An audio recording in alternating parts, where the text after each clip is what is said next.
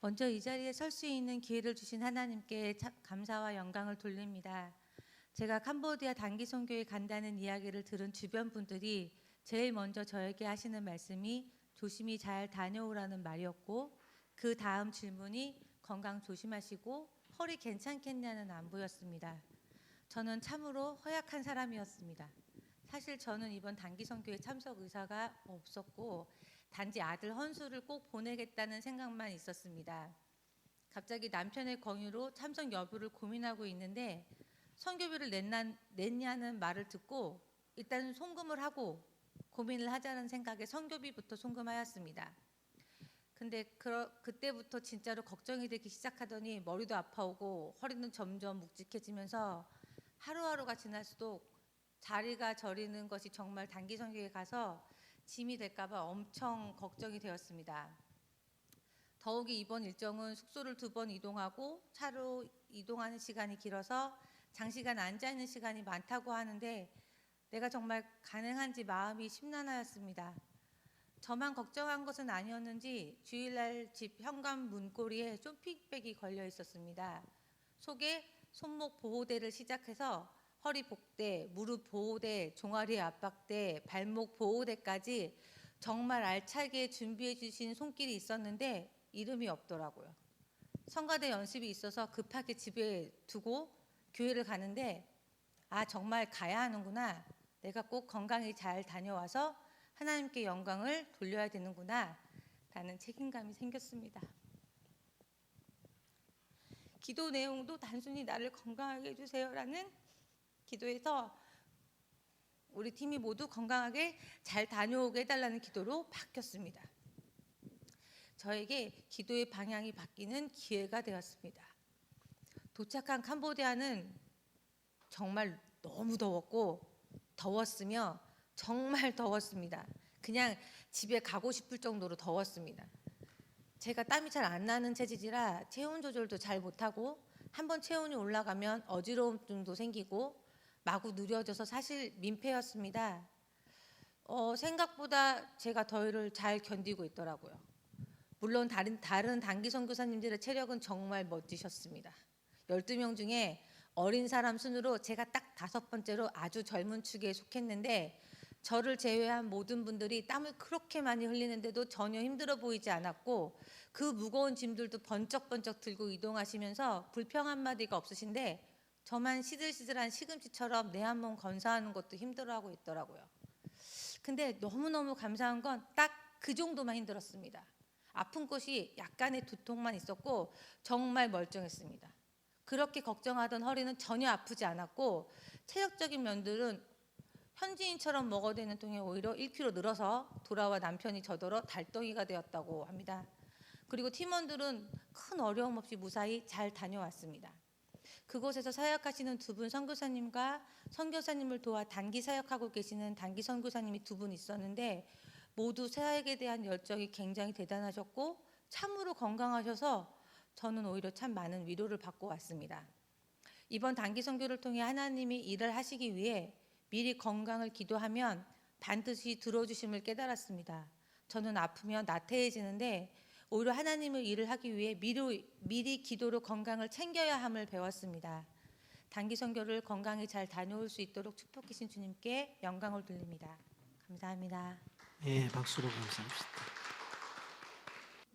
우리가 열왕기하의 말씀을 지금 묵상하고 있는데 말씀의 내용을 보게 되어지면 현실 캄보디아의 환경과 비슷하다 하는 그런 생각을 갖게 되어집니다. 오늘 열왕기 17장은 북이스라엘 나라의 멸망에 대한 기록입니다. 원래 출애굽한 이스라엘 백성들은 12지파로 땅을 분배받아 가나안에 정착을 하게 됩니다. 다윗과 솔로몬의 왕국 때에 번영한 왕국을 이루지만 점점 몰락의 길을 가게 되는 것을 보게 되어집니다. 그 이유가 도대체 뭐냐? 영적인 문제 때문이었습니다. 결국 나라가 분열되었고 남유다 왕국과 북이스라엘로 나누어져서 그들은 생활을 하게 됩니다. 꼭 우리나라의 남한과 북한을 생각해 보면 아주 이해가 쉬울 줄 압니다. 나라가 나뉘어졌습니다. 그런데도 그들은 아브라함과 다윗의 후손들이었습니다. 동일하게 출애굽한 하나님의 백성들이었습니다. 홍해 바다를 건넜고 광야에서 40년 동안 메추라기와 만나를 먹었고 구름과 비둘기 등의 인도를 받았던 사람들입니다. 그리고 가나안 정복 전쟁을 통해서 수행했던 사람들이었습니다. 그런 사람들이었는데 이제 남쪽과 북쪽으로 나누어져서 남쪽은 유다로 북쪽은 이스라엘이라는 나라로 살아가고 있습니다. 그러던 중 북이스라엘 왕국이 당시에 강대한 아수르의 침략을 받게 되어지고 결국 멸망을 당하고 그 땅에 사는 백성들이 포로로 잡혀가는 비참한 사건이 발생하게 되어집니다. 그리고 포로로 잡혀갔던 그 빈 땅에 바로 이방인들이 들어와서 살게 되었다 하는 것이 오늘 본문이 가르쳐주는 내용입니다.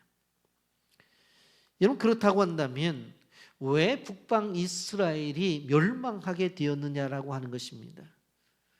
아브라함의 후손이고 출애굽을 경험한 사람들이고 가나안 정복 전쟁을 통해서 그 땅을 점령했던 사람들인데 그 땅에 살면서 왜 어째서 그 땅을 빼앗기고 그 땅에서 떠나야만 됐었는가? 여러분, 정치적인 혼란 때문입니까? 아닙니다. 경제적인 쇠퇴 때문입니까? 아닙니다. 국방에 있어서 약함 때문에 그렇습니까? 그렇지 않습니다. 외교적인 실수 때문에 그랬는가? 그렇지 않다는 것입니다. 성경은 끊임없이 얘기하는 것이 뭐냐 하면 하나님을 멀리 떠났기 때문에 결국 몰락하게 되었다는 이야기를 하고 있습니다. 이것은 하나의 역사가 주는 교훈입니다.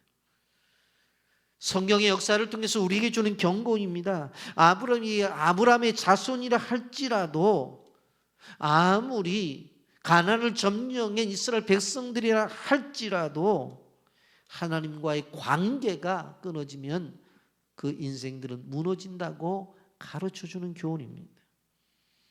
이런 북이스라엘의 몰락 사건이 성경 안에 갇혀있는 사건이라고만 생각하지 마세요. 남의 나라에 일어난 사건이라고만 생각하지 마세요.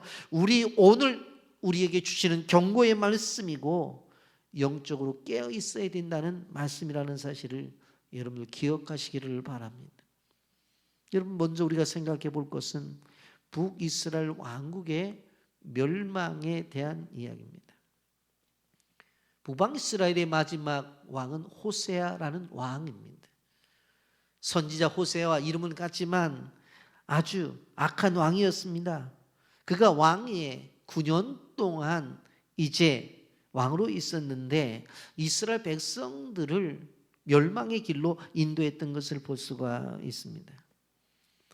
호세아는 반아수르 정책을 펼쳤던 베가왕을 죽이고 왕위에 오르게 되어지는데 자연스럽게 아수르의 지원을 받아서 왕이 되었기 때문에 끊임없이 아수르의 조공을 바쳐가면서 자신의 왕권을 유지하고 있었습니다.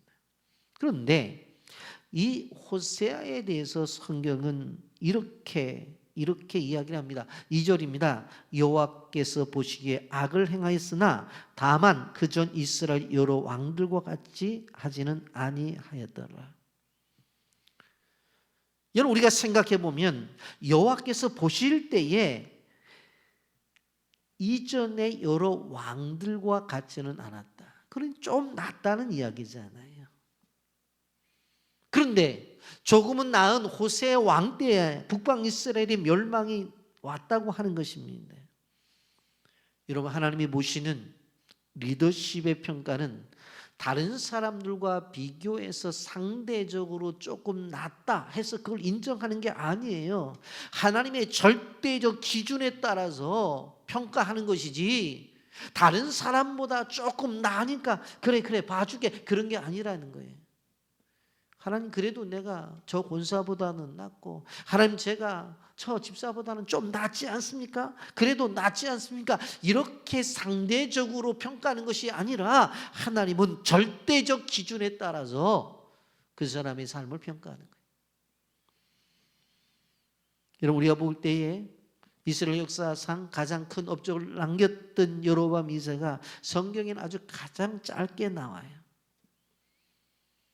여러분 성경은 우리 인생에 있어서 우리가 얼마나 성공했느냐에 관심이 없어요. 하나님은 거기에 관심이 있는 것이 아니라 우리가 이 세상을 살아가면서 하나님의 사명대로 살았느냐 그렇지 않느냐에 관심이 있는 거예요.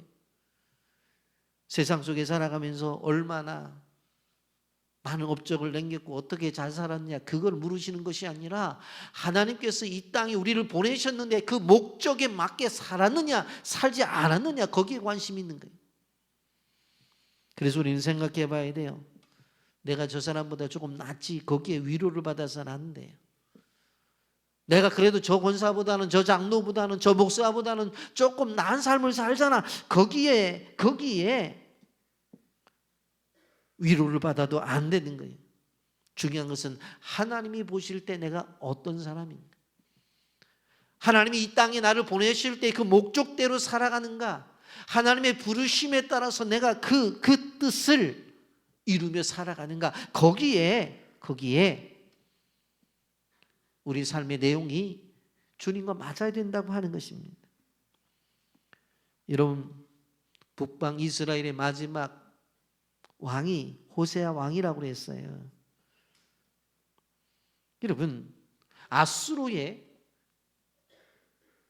지원을 받아서 왕이 되었는데 그때 아수르 왕인 디글랏 빌레셀 3세가 죽게 되었어요. 호세아가 생각을 해본 거예요. 야, 디글랏 빌레셀이 없이는 아수르가 있을 수 없는데 이제 이 디글랏 빌레셀이 죽었으니까 이제 저 나라 별거 아니네. 지금까지 그냥 조공을 갖다 바치고 지금까지 좋은 것 있으면 다 갖다 바쳤는데 이제는 벗어날 때가 됐다. 그렇게 생각을 하면서 가만히 봤더니 옆에 애굽이라는 나라가 막 커지는 거예요.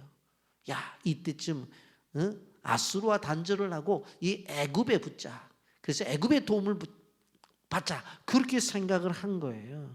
그래서 애굽의 왕 이름이 소였어요. 그 소 왕에게 사실을 보내서 자기들을 도와줄 것에 대해서 요청을 해요. 그런데 그 일이 제대로 되질 않는 거예요. 그게 4절 말씀입니다. 그가 애굽 왕 소에게 사자를 보내고 해마다 하던 대로 아수르 왕에게 조공을 드리지 아니하며 아수르 왕이 호세아가 배반함을 보고 그를 옥에 감금하여 두고라고 그렇게 말씀해요. 당시에 애굽 나라를 보게 되어지면 밖에서 보게 되어지면 실질적으로 나라가 커졌던 것은 분명해요. 그런데 그 안에 들어가 보면 중국의 춘추 전국시대처럼 많은 사람들이 나와서 자기들끼리 치열한 싸움을 벌이고 있는 치열한 상황이었어요. 여러분 그 사실을 호세아는 몰랐어요. 밖으로 커지는 나라만 야, 저 나라 점점 커지고 국력도 세지고 경제력도 강해지는구나. 내가 저 애국과 관계를 맺고서 저 아수르를 물리쳐야 되겠다. 그런 생각을 했겠죠. 오판이었어요. 여러분 호세아가 갑작스럽게 어떻게 되어져요? 조공을 바치는 걸 바치지 않고 딱 아수르와 등을 돌리니까 아수르의 왕이었던 살만 에슬이 격분하는 거예요. 그래서 대군은 이끌고 와서 북방 이스라엘의 수도인 사마리아 성을 3년간 포위를 해요. 5절 말씀입니다. 아수르 왕이 올라와 그 온 땅을 두루다니고 사마리아로 올라와 그 후 3년간 에워쌌더라. 이렇게 아수르를 멀리하고 애굽과 친교 정책을 한 것을 애굽이 알고 있잖아요. 그러면 동맹국가인 북방 이스라엘이 아수르가 와서 저렇게 오랜 동안 에워쌌다면 애굽이 와서 도와줘야 되잖아요. 그런데 도와주지를 않습니다.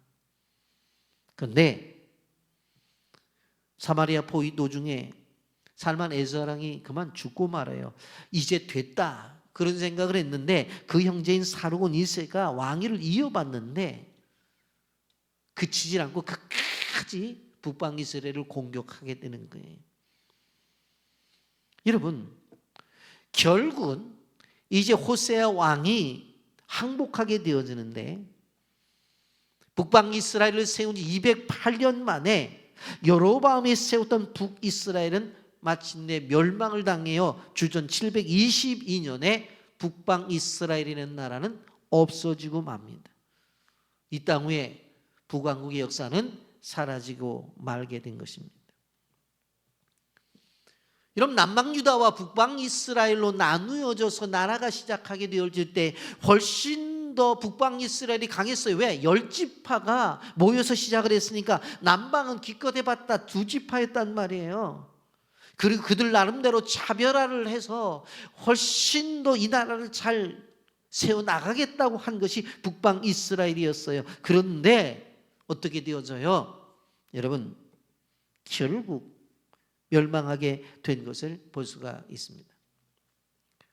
그런데 나라가 멸망하게 될 때 조용히 무너지는 것이 아니라 아주 혹독한 대가를 치르게 되었습니다. 멸망한 이스라엘 백성들에게 다가온 것은 가혹한 시련이었어요. 수차례에 걸친 아수르의 침공 때문에 수많은 사람들이 포로로 잡혀갔어요.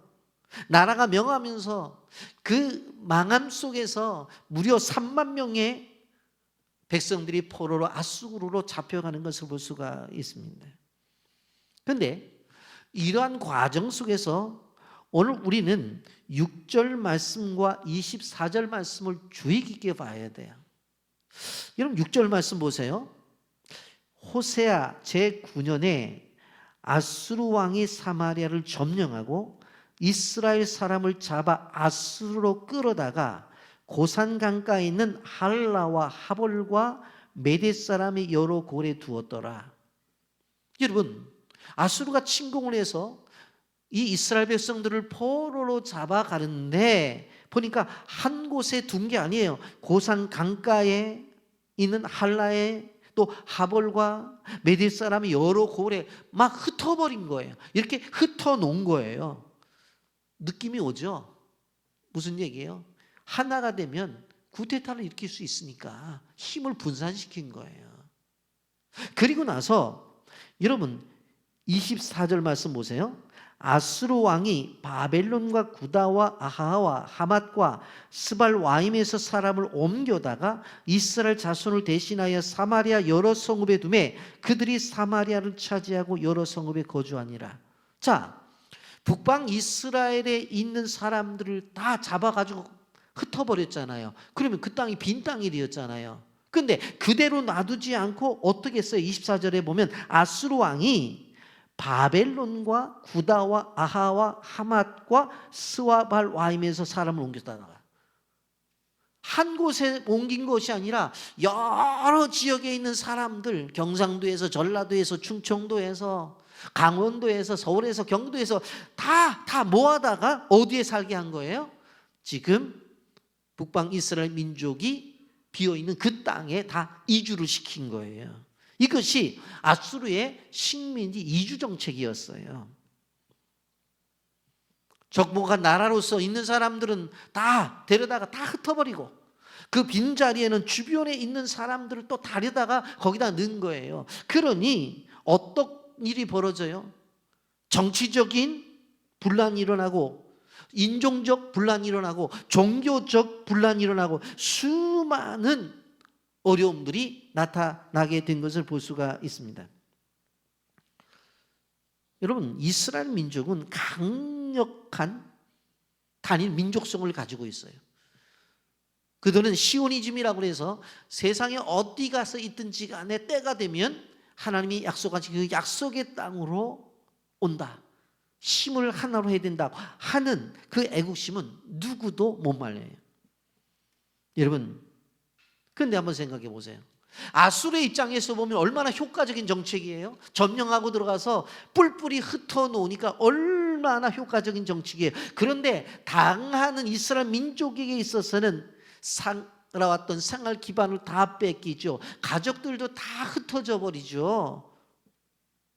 그리고 자기들이 가졌던 신앙도 이제는 그나마 어디 가서 믿음의 생활을 할 수 없는 그런 환경이 되었던 것입니다. 얼마나 비참해요. 여러분, 우리 민족에게도 이 비슷한 사건이 있어서요.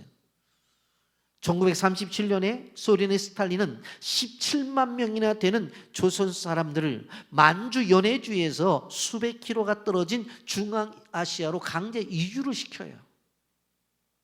이 땅을 떠나서 좀 살만하다. 그래서 찾아간 곳이 어디였습니까? 예? 서로 만주에 우리 백성들이 많이 살았는데 거기 있는 사람들을 어떻게 되어서요? 중앙아시아로 다 이주를 시켜요. 그곳에 가서 산 사람들을 우리는 고려인이라고 그렇게 말을 해요. 카리스키라는 말, 그 말이 그때 생겨난 거예요. 여러분, 이 땅을 떠나서 좀 살만한가 해서 만주에 갔더니 이제 어떻게 되어져요? 강제로 기차에 태워서 이제 실려 나갔어요. 기차 안에 수많은 사람들이 죽어갔고, 가다가 기차가 1호차 그러면 1호차 어디에다 또 내려놓고 2호차 또 한참 가다 내려놓고 3호차 내려놓고 뿔뿔이 흩어놨어요. 수많은 사람들이 얼어 죽거나 굶어 죽고 현재 그 지역에 적응하지 못해서 죽게 되었어요. 스탈린은 뭐라고 명령을 내렸느냐? 만약에 가고 있는 고려인들이 힘들어하면 죽이고 항거하면 죽이고 다 죽이라는 거예요. 여러분, 이 고려인들이 전 세계에 지금 50만 명이 살고 있고 우리나라에 8만 명 정도가 살고 있습니다. 우리 가까운 연수동에도 이 고려인 마을이 있어요. 그래서 국가는 그 옛날에 고통을 당한 사람들에게 기회가 있으면 한국에 들어와서 살라고 이 길을 열어놓고, 지난번에 러시아와 우크라이나의 전쟁 속에서 우크라이나에 있는 고려인들이 대거 한국에 들어왔던 것을 여러분들이 신문 기사를 통해서 보았을 거예요. 여러분, 나라가 없으면 이렇게 고통을 당하고 아픔을 당하는 거예요. 아수르에게 멸망을 당한 북이스라엘 백성들도 이런 비슷한 일을 경험한 거예요. 그런데 아수르가 포로를 잡아갈 때 보통 잔인한 방법을 사용한 것이 아니라 아주 야만적인 방법을 사용했어요. 그냥 손과 발만 묶어서 데려간 것이 아니라 어떻게 했냐면 손에다 구멍을 뚫고 발에다 구멍을 뚫어가지고 그 구멍에다 어떻게 했어요? 끈을 넣어가지고 끌고 다녔다고. 여러분 생각을 해보세요. 얼마나 잔인한가. 어떤 자료를 보면 혀를 내밀려고 해서 혀에다가 구멍을 뚫었어요. 그런 잔인한 방법을 가지고 어떻게 해요? 이스라엘 백성들을 끌고 다녔다고. 그런데 후에 어떤 일이 벌어져요? 이제 바벨론이라는 나라가 극상을 하면서 아수르가 무너지게 되어질 때에 어떤 일이 벌어지느냐? 아수르 나라가 바벨론에게 똑같이 당해요. 똑같이.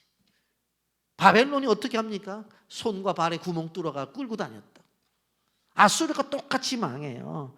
여러분, 그래서 우리가 그런 말을 하잖아요. 다른 사람의 눈에 피눈물 나게 하면 자기 눈에도 피눈물 나게 한다. 그렇게 일반적으로 그렇게 이야기를 하잖아요. 여러분, 이러한 이주를 통해서 두 가지의 불행한 일들이 벌어지는데, 첫째로 무엇인가 하면 바로 인종이 섞이게 되어지는 거예요. 이렇게 이주해온 이방 민족들과 거기 있었던 이스라엘 사람들이 그냥 따로 살면 좋은데 남녀가 눈이 맞아가지고 결혼을 하는 거예요. 인종이 섞이게 된다고 하는 거예요. 여러분, 이스라엘 사람들은 단일 민족의 순수성을 목숨보다 중시 여겨요. 그래서 이것을 치욕으로 여겼어요. 지금 우리나라가 여러분 많은 외국인들이 들어와서 가장 힘들어하는 것이 뭡니까? 다른 나라보다도 아주 강하게 나타나는 게 뭐예요? 한민족이라고 하는 이 민족성 때문에 적응을 못하네. 적응을 못해요. 여러분, 후에 어떤 일이 벌어집니까? 그렇게 사마리아 지역에서 사람들이 그렇게 결혼해서 살고 있는데 남방 유다가 멸망을 해서 바벨론에 갔다가 70년 만에 되돌아와 보니까 어떤 사람들이 살고 있는 거예요? 이렇게 혼혈족이 살고 있는 거예요. 그래서 그들과 대화해요? 안 해요. 언제까지? 끝까지. 그래서 예수님 당시에도 뭐예요? 사마리아 사람들에 대해서 인정을 하지 않았잖아요. 그래서 예수님이 사마리아 성을 지나가면서 수가성 여인을 만났을 때 아니 도대체 유대인인 당신이 어떻게 나에게 물을 달라고 하고 이 땅을 지나가냐고 그렇게 얘기를 했잖아요. 두 번째로 종교가 혼합이 되었습니다. 인종의 혼합과 함께 종교의 혼합이 되었어요. 여러분, 이주해오는 많은 사람들이 들어올 때 가만히 들어온 것이 아니라 뭘 갖고 들어와요? 우상들을 가지고 들어온 거예요. 자기들 나름대로. 그때 하나님이 어떻게 역사를 하시느냐? 25절, 26절을 보세요. 그들이 처음으로 거기 거주할 때 여호와를 경외하지 아니하므로 여호와께서 사자들을 그들 가운데 보내심이 몇 사람을 죽인지라. 그러므로 어떤 사람이 아수르 왕에게 말하 이르되 왕께서 사마리아 여러 성읍에 옮겨 거주하게 하신 민족들이 그 땅 신의 법을 알지 못하므로 그들의 신이 사자들을 그들 가운데 보내매 그들을 죽였사오니 이는 그들이 그 땅 신의 법을 알지 못함이다 하니라. 아수르 왕에게 뭐라고 말하냐면 갑자기 사자가 나타나서 죽였다는 거예요. 가만히 생각해 봤더니 이 땅에 신이 있는데 이 땅의 신을 섬기지 아니했기 때문에 그렇다는 거예요. 그 얘기를 하고 있는 거예요. 각 나라마다 각 족속마다 자기들을 지키는 민족의 수호신이 있는데 이 사마리아의 수호신이 있지 않느냐. 그런데 와서 그 사마리아 신을 실질적으로 인정하지 아니하니까 그 신이 기분 나빠서 지금 이렇게 역사를 한 거라는 거예요. 그래서 뭐라고 말을 해요? 27절 28절 말씀. 아수르 왕이 명령하여 이르되 너희는 그곳에서 사로잡아 온 제사장 한 사람을 그곳으로 데려다 가되 그가 그곳에 가서 거주하며 그 땅의 신의 법을 우리에게 가르치게 하라니 이에 사마리아에서 사로잡혀간 제사장 중 한 사람이 와서 베델에 살며 백성이 어떻게 여호와를 경외할지 가르쳤더라. 그래 아수르 왕이 뭐라고 말을 해요? 포로로 잡아올 때 제사장들을 잡아왔잖아요. 한 제사장을 불러서 야, 너 고향 땅으로 가갖고 거기 가서 여호와를 섬기는 법이 어떤 것인지 좀 가르쳐라. 저 동네 난리가 났다. 그래서 이 사람이 어디로 가요? 고향 땅에 가갖고 하나님을 예배하는 법을 가르치는 거예요. 근데 문제는 뭐냐면 이 사람들이 자기들이 가지고 온 이방의 신들을 섬기는 것을 버리고 여호와만 섬기면 될 텐데 한쪽에는 자기들이 믿었던 종족, 자기들의 고향의 신을 붙잡고 있고 또 한쪽에는 누구의 신? 그 이스라엘에 믿던 하나님을 믿는 거예요. 두 가지 다 믿는 거예요. 그러니 이 사마리아 지역은 인종의 혼합이 왔고 사마리아 지역은 종교의 혼합이 온 거예요. 여러분 그냥 쉬운 말로 잡탕밥이 된 거예요. 그런 지역이 된 거예요. 여러분 29절부터 33절까지 좀 길지만 한번 보세요. 자세히 보세요. 그러나 각 민족이 각기 자기의 신상들을 만들어 사마리아 사람이 지은 여러 산당들에게 두되 각 민족이 자기들이 거주한 성읍에서 그렇게 하여 바벨론 사람들은 분옷을 만들고 굿 사람들은 네르가를 만들었고 하맛 사람들은 아시마를 만들었고 아와 사람들은 니바스와 다스닥을 만들었고 스발 와일 사람들은 그 자녀를 불러라 그들의 신 아드람 멜렉과 아남 멜렉에게 드렸으며 그들이 또 여호와를 경외하여 자기 중에서 사람의 산당의 제사장들을 택하여 그 산당들에서 자기를 위하여 제사를 드리게 아니라 이와 같이 그들이 여호와도 경외하고 또한 어디서부터 옮겨왔는지 그 민족의 풍속대로 자기의 신들도 섬겼더라. 33절에 그러잖아요. 이와 같이 그들도 누굴 섬겨? 여호와를 경외하고 또한 어디서부터 옮겨왔는지 그 민족의 풍속대로 자기의 신들도 섬겼다. 두 가지 다 섬긴 거예요. 시골에 있는 어떤 분이 교회 갔다 오다가 길 옆에 있는 선앙당에 가서 절하고 하는 거 똑같아요. 이것도 좋고 저것도 좋고. 예? 그런데 자기의 좋은 대로 해요. 여기 32절에 보면 자기를 위하여 제사를 드렸다고 그랬잖아요.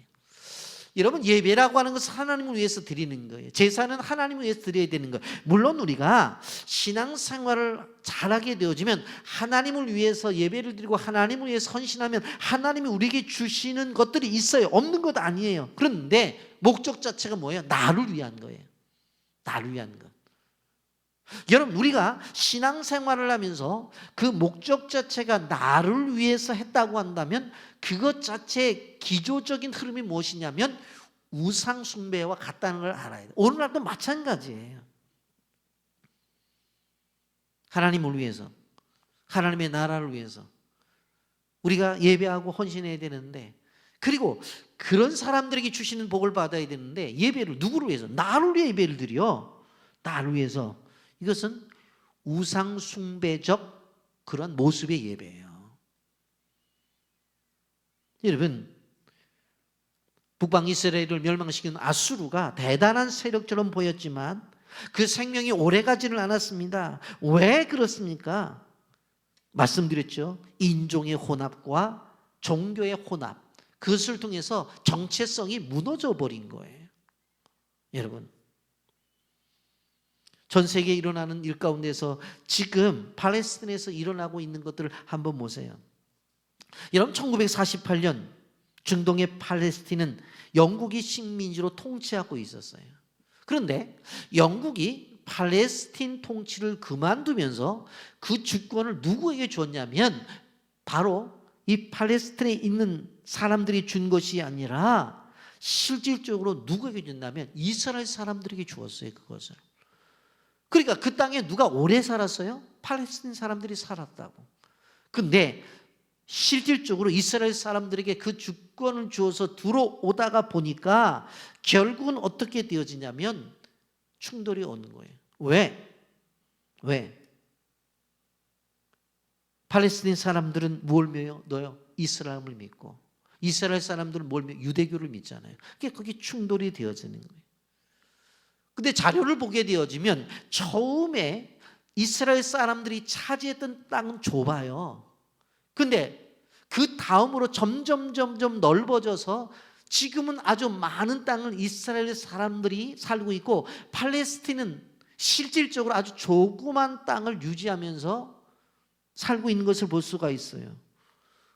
지금 현재 일어나고 있는 이스라엘과 하마스의 전쟁이 이런 거예요. 보면 여러분, 우리가 기억해야 될 것이 무엇인가 하면 이런 종교적인 혼합이 우리에게 오는 것들이 무섭다고 하는 것을 우리는 기억해야 되는 것입니다.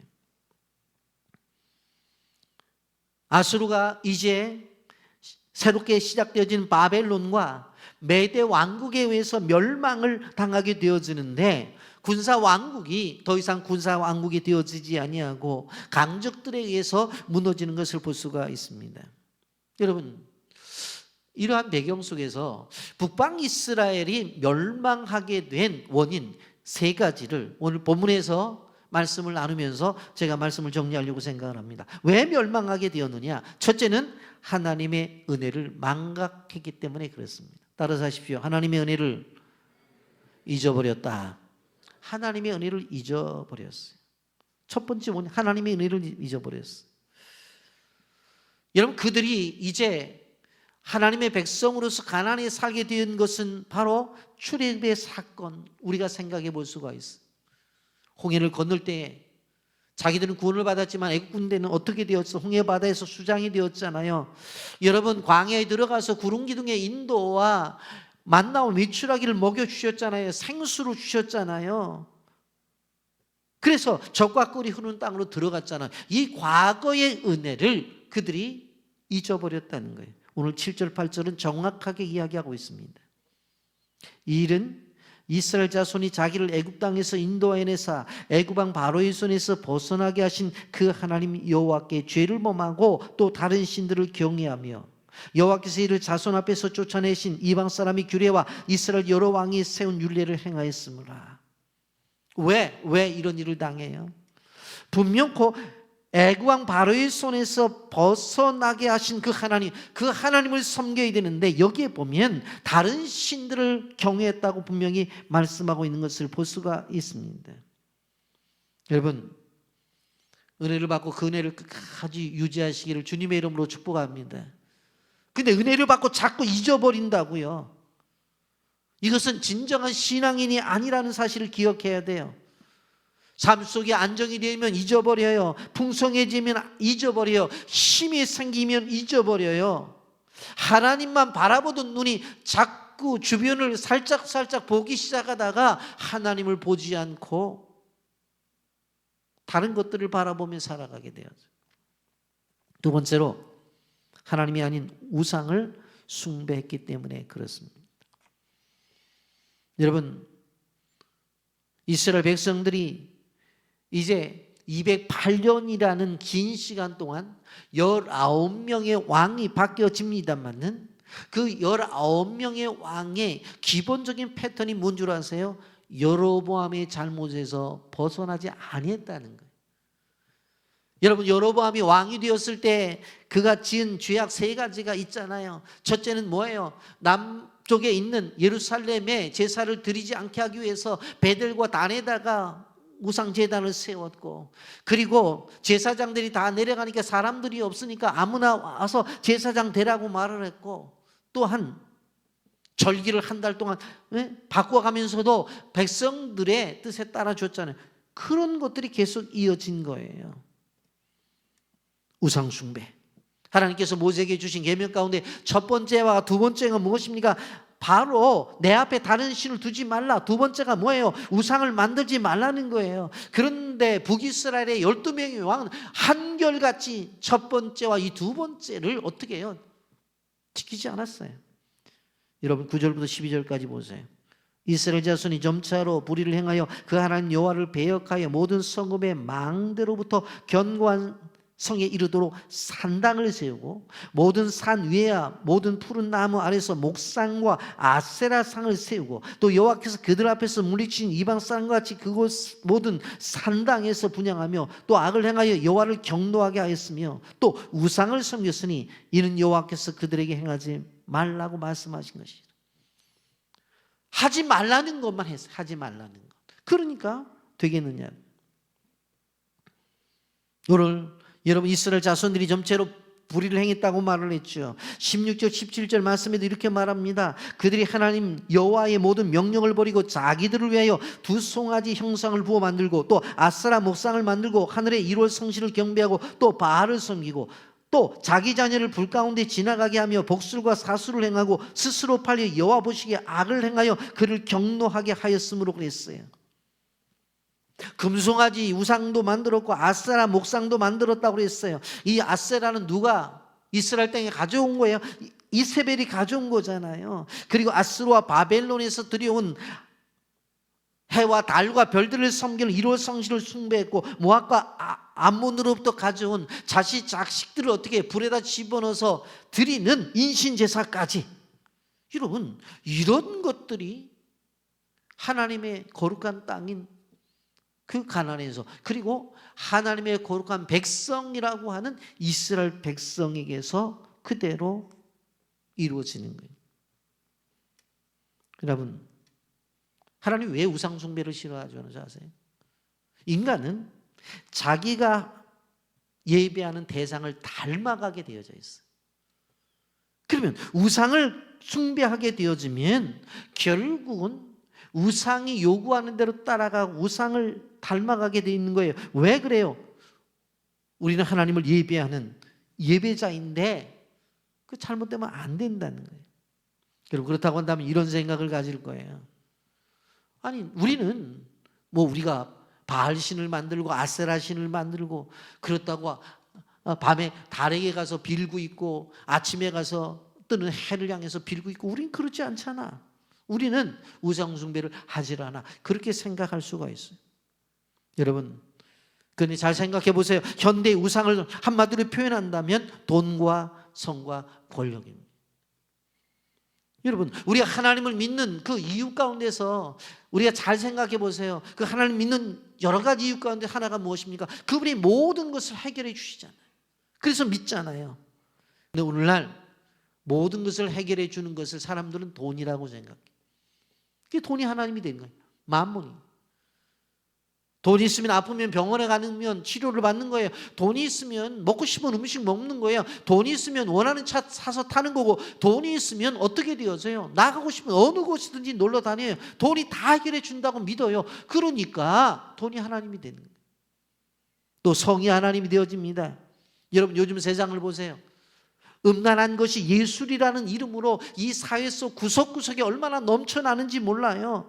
권력에 또 아버지 하나님께서 우리에게 경고하시는 우상이에요. 권력만 가지면 모든 것이 다 되잖아요. 여러분 한번 들어가 보세요. 일반인이 국회의원이 됐을 때 뭐가 달라지는가? 200몇 가지가 달라진다. 막 300몇 가지가 달라는 인터넷에 쫙 나왔어요. 대령에서 별자리가 되어지는 장군이 되면 뭐가 달라지느냐? 숟갈 수저부터 달라지고 밥그릇이 달라진다고 다 나와 있어요. 자동차를 타던 사람들이 이제는 헬기를 탄다고 나오고 있고 다 달라져요. 이러니까 권력도 무엇입니까? 우상이 되는 거예요. 권력도 우상이 되는 거예요. 국회의원 출마자들이 열심히 고개를 숙이며 포부를 구걸하고 있지만 실질적으로 백성을 위해서 섬긴다는 것을 믿어주고 싶은데 우리가 늘 경험하잖아요. 당선되고 나서 얼마나 백성들을 위해서 일하는지. 그전에는 사거리에서 노을 볼 수 있는 사람들이 당선되고 나서 볼 수 있나요? 못 봐요. 못 봐요. 또 한 가지 우리가 기억해야 될 것은 뭐냐면 하나님과 하나님의 말씀을 무시했기 때문에 그래요.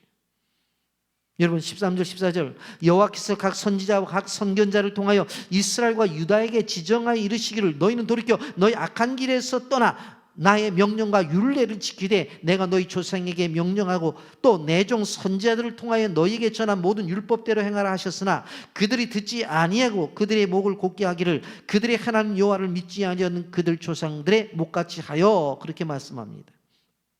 말씀을 듣지 아니했다. 근데 하나님께서 한 번 말씀하신데 말 한 번 해서 듣지 않는다고 해서 심판의 칼을 드시는 무지막지한 분이 아니셔요. 끊임없이 말씀하시고 타으르고 교육하고 어루고 그래서 계속해서 말씀하세요. 야단도 쳐보고 또 격려도 해보고 위로도 해보고 그런데 이런 방법 저런 방법을 다 동원해도 무시하는 거예요. 그런데 이 북방 이스라엘이 멸망을 당한 이 일을 오늘 19절과 22절에 아주 중요하게 이렇게 이야기를 합니다. 유다도 그들의 하나님 여호와의 명령을 지키지 아니하고 이스라엘 사람들이 만든 관습을 행하였으므로 여호와께서 이스라엘 온 족속을 버리사 괴롭게 하시며 노략군의 손에 넘기시고 마침내 그들 앞에서 쫓아내시리라 그랬습니다. 북방 이스라엘이 멸망한 다음에 남방 유다가 멸망한 때가 136년 후입니다. 그런데 실질적으로 136년 후에 주전 586년에 멸망하게 되어지는데 그러면 그 기간 동안에 남방 유다가 봐왔잖아요. 북방 이스라엘이 왜 멸망했는지. 이래서 멸망했구나. 근데 오늘 성경은 뭐라고 말하냐면 19절에 이스라엘 사람들이 관습을 행하였으므로 망했다. 똑같이 행해서 망한 거예요. 똑같이 행해서 망한 거예요. 남유다가 북방 이스라엘에 멸망한 것을 보고도 정신 차리지 못했다는 거예요. 그래서 19절에 이렇게 말하는 거예요. 유다도 북이스라엘이 멸망한 것을 남유다가 보고 제대로 했더라면 남유다는 멸망하지 않았겠죠. 그런데 똑같이 한 거예요. 똑같이. 그래서 136년이 지난 BC 586년에 유다가 바벨론의 침략으로 인해서 멸망을 당하고 바벨론의 포로로 잡혀가는 것을 볼 수가 있습니다. 이런 말씀을 정리합니다. 북이스라엘의 왕국이 왜 멸망을 당했다고요? 정치인들이 정치를 잘못해서? 경제적인 어려움이 있어서 그냥 먹고 살기가 힘들어서 무너졌어요? 국방력이 약해가지고 외세의 침입을 막지 못해서? 외교적인 실수를 통해서 잘못된 조약과 그런 결탁을 통해서 나라가 무너졌느냐? 성경은 분명히 얘기를 해요. 하나예요. 영적인 원인이라는. 하나님과의 관계가 잘못되었기 때문에 무너진 거예요. 성경의 역사가 우리에게 주는 교훈을 여러분 두렵게 생각을 해야 돼요.